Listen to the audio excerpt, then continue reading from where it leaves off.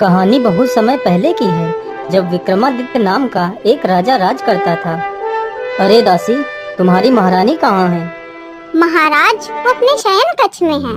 हे ईश्वर, आपने मुझे सब कुछ दिया, लेकिन सब कुछ देकर भी मुझे कुछ नहीं दिया। हे भगवान, क्या मेरे जीवन में कभी औलाद का सुख नहीं मिलेगा?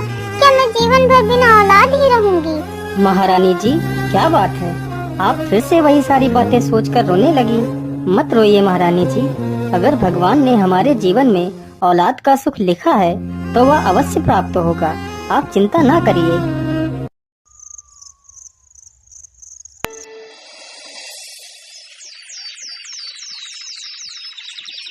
अच्छा महारानी जी, अब चलता हूँ, मुझे शिकार के लिए देर हो रही है। ठीक है महाराज, आप जल्दी ही घर वापस आ जाना।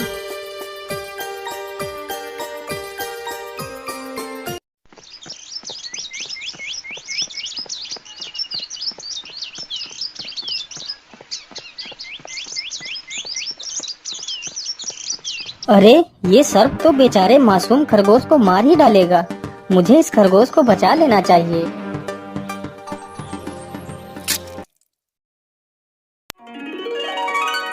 तुम कौन हो बेटा? और इस साधु की जान बचाने के लिए तुम्हारा बहुत बहुत धन्यवाद। मैं इस राज्य का राजा हूँ, राजा विक्रमादित्य। हे साधु देवता, आपने मेरा परिचय तो पूछ लिया, लेकिन आपने अपना परिचय नहीं दिया। आप कौन हो और इस प्रकार एक खरगोश के वेश में क्या कर रहे थे? बेटा, मैं महामुनि शिवालिक हूँ। मुझे मेरे गुरुदेव ने यह श्राप दिया था। मुझे जीवों को तंग करने में बहुत ही आनंद मिलता था। चलो, आज मैं इस खरगोश को उल्टा लटका देता हूँ, बड़ा ही आनंद आएगा।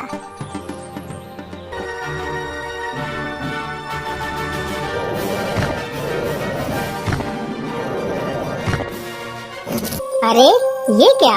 ये खरगोश अब हिल क्यों नहीं रहा है? इसे क्या हुआ? कहीं उसकी मृत्यु तो नहीं हो गई? हे भगवान, ये क्या पाप हो गया मुझसे?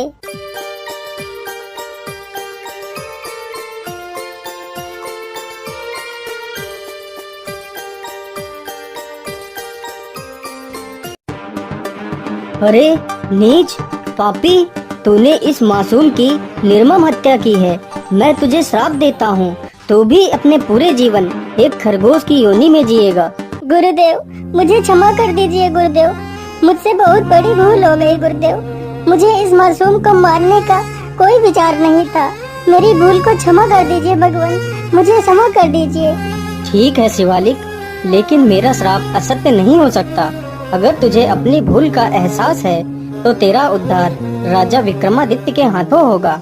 वह भगवान नारायण के बहुत बड़े भक्त हैं। तब से लेकर आज तक मैं खरगोश योनि में ही जी रहा था, लेकिन तुमने मेरा उद्धार किया है राजन, इसलिए मैं तुमसे बहुत प्रसन्न हूँ।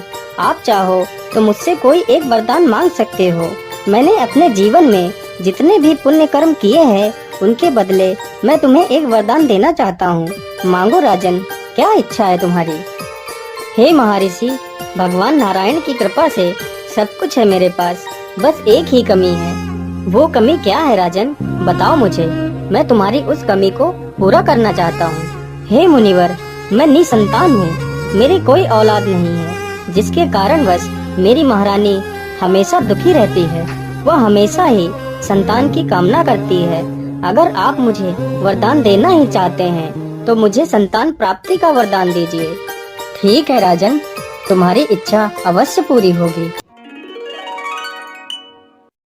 ये फल लो और अपनी पत्नी को खिला देना।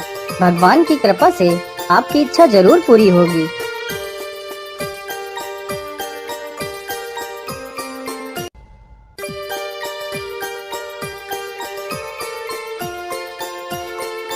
फिर राजा वह फल अपनी पत्नी को खिला देता है।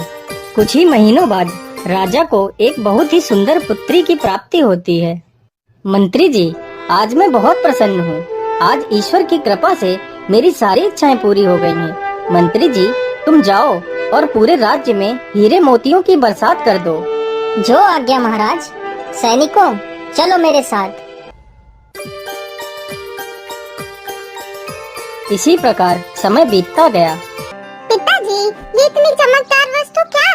ये इतना क्यों चमक रही है? बेटी, यह एक मणि है। इसमें इतनी शक्ति होती है कि तुम इसके सामने अपनी जो भी इच्छा प्रकट करोगी वह पूरी हो जाएगी। तो पिताजी, क्या मैं इस मणि को लेकर आसमान में उड़ सकती हूँ?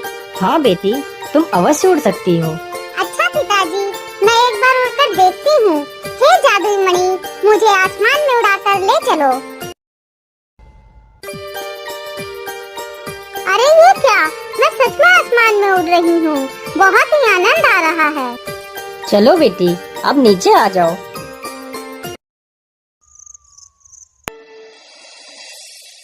क्यों ना आज मैं इस मणि को लेकर बाहर की दुनिया की सैर कराऊं। घर में रह रहकर मैं परेशान हो गई हूँ। चलो चलते हैं, बहुत आनंद आएगा।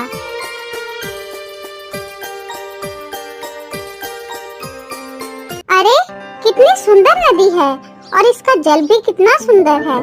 चलो थोड़ा सा स्नान कर लेती हूँ।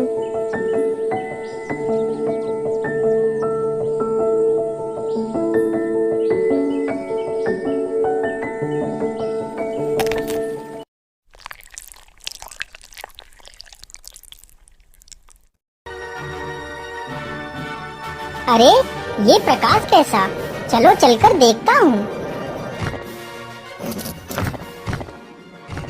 अरे वाह, यह तो एक मणि है।